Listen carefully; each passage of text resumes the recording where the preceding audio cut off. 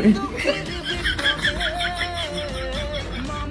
মানুষের সবুজ সকাল এলো তোমার সকালে, আজকে খুশির দিনে তোমারই আগমনে ধন্য হলো এ ভূমি যে। ও তোমারই অভাবে ছিল যে এতদিন কান্না ভেজা মন, ও আজ কাছে পাওয়াতে রোদেরই ছোঁয়াতে হাসি করে দাও মনে কোন হয়তো ভগবান তোমাকে পাঠালো